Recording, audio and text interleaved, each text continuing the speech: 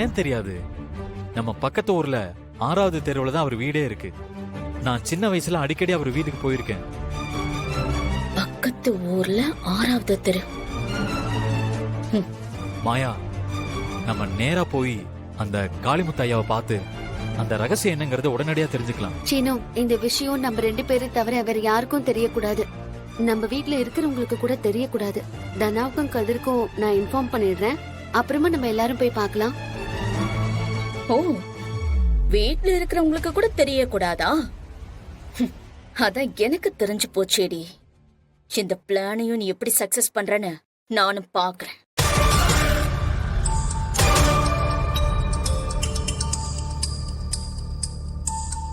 என் friend தான் மாயா. டேய் சொல்றா. டேய் மச்சான், பத்திர ஆபீஸ்க்கு எப்படா வர? டேய் பத்திர ஆபீஸ்க்கா? எதுக்குடா? டேய் நான் தான் அன்னைக்கே சொல்லிருந்தேன்லடா, புதுசா லேண்ட் ஒன்னு வாங்க போறேன், அதுக்கு சாட்சி கையெழுத்து நீ தான் போடணும்னு. டேய் மச்சான் சாரிடா, எனக்கு ஒரு முக்கியமான வேலை இருக்குடா. டேய் என்னடா இப்படி சொல்ற? உன்னை நம்பி தான்டா அந்த லேண்ட் விக்கிறவன் எனக்கு லேண்ட் தரேன்னு சொல்லிருக்கான். டேய் சொன்னா புரிஞ்சுக்கோடா, எனக்கு இங்க அதை விட முக்கியமான வேலை இருக்குடா. மச்சான் இது என் லைஃப் மேட்டர்டா. நீ கிளம்பி வர அவ்வளவுதான். நான் போனை வைக்கிறேன், சீக்கிரம் வந்துடுறா. டேய் என்னாச்சு சீனு? ஒண்ணு இல்ல மாயா, என் க்ளோஸ் ஃப்ரெண்டு புதுசா லேண்ட் வாங்கியிருக்கானா, அதுக்கு சாட்சி கையெழுத்து போட கூப்பிடுறான். கண்டிப்பா போய் தான் ஆகணுமா? மாயா, இது அவனோட லைஃப் மேட்டர்னு சொல்றான். என்ன நம்பிதான் அவன் அந்த நிலத்தையே வாங்குறான். நீ ஒண்ணு பண்ணு, நேரா கதிரின் தனாவையும் வர சொல்லிடு. நான் கையெழுத்து போட்டு உடனே வந்துடுறேன்.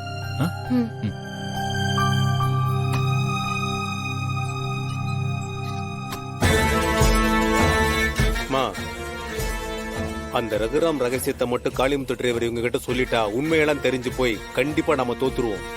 அதனால எந்த ஒரு விஷயத்தையும் நம்ம ஒதுக்க கூடாது. சின்ன தகவல் கிடைச்சா கூட அது மூலமா பெரிய விஷயம் கிடைக்குமா? கரெக்ட் தானே? எப்படியாவது அவங்களுக்கு முன்னாடி நாம அந்த காளிமுத்துவை தூக்கி அந்த ரகசியம் என்னன்னு நாம தெரிஞ்சுக்கணும். அப்பதான் அந்த ரகுராம் குடும்பத்தை நம்ம ஆட்டி படைக்க முடியும். இப்படி பேசிட்டே இருந்தா எப்படி? அவனை கடத்தணும்ல. வாங்க போலாம். போலாம் வாங்க.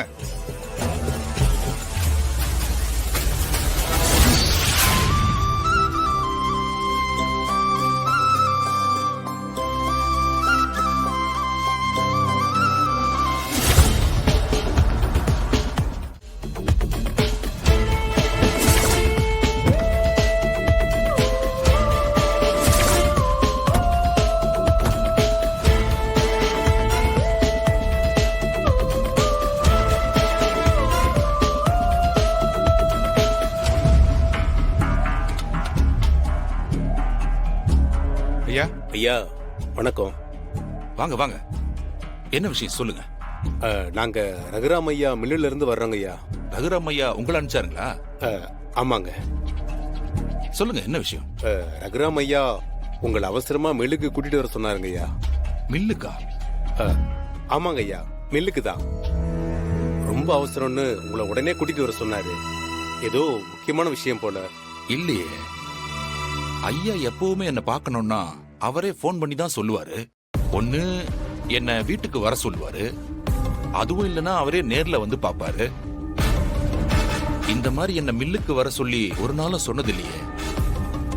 ஐயா, நாங்க என்ன உங்ககிட்ட பொய்யா சொல்ல போறோம்? நிஜமாவே அவரு தாங்க ஐயா உங்களை வர சொன்னாரு. இல்லைங்க, எனக்கு என்னவோ இது சரியா படல. இருங்க, நானே அவர்கிட்ட போன் பண்ணி கேட்டுக்கிறேன்.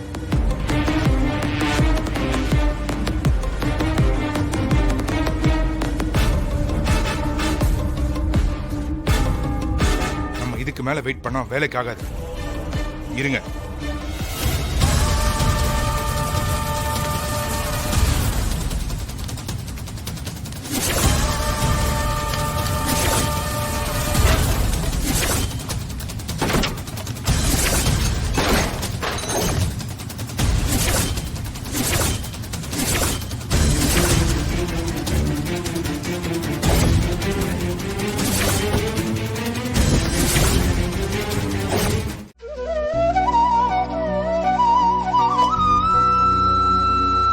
யாருன்னு உங்களுக்கு தெரியுமா?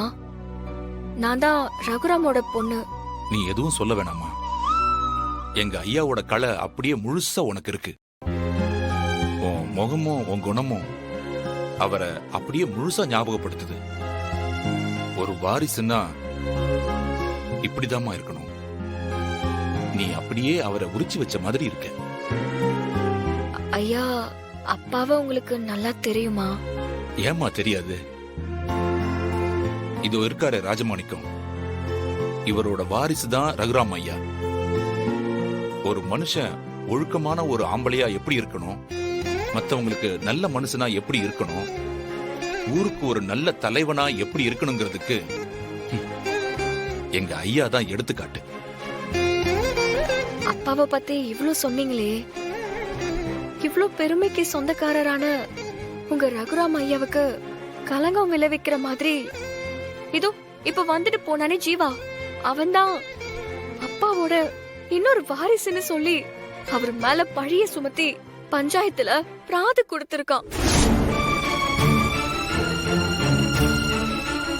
ரகுராம் பெரியப்பாவோட குடும்பமான நாங்க எல்லாருமே இப்ப அவரை காப்பாத்த முடியாம ரொம்ப பெரிய சிக்கல்ல இருக்கோம். பஞ்சாயத்து நடக்க ஒரு சில நாட்கள் தான் இருக்கு. பெரியப்பா எந்த தப்பும் பண்ணிருக்க மாட்டாருன்னு எங்களுக்கு நல்லாவே தெரியும். ஆனா அவரை நிரபராதி அப்படின்னு நிரூபிக்கிறதுக்கு எங்க கிட்ட எந்த ஆதாரமும் இல்ல. அதனால பெரியப்பாவை பத்தி முழுசா தெரிஞ்ச உங்களாலதான் எங்களுக்கு உதவி செய்ய முடியும். தயவு செஞ்சு எங்களுக்கு உதவி பண்ணுங்க ஐயா. ஐயா, அவர் மேல இவ்ளோ பெரிய பழி சுமத்தினதுக்கு அப்புறமும் கூட இப்ப வரைக்கும் அவர் எதுவுமே சொல்லாம அமைதியா இருக்காரு.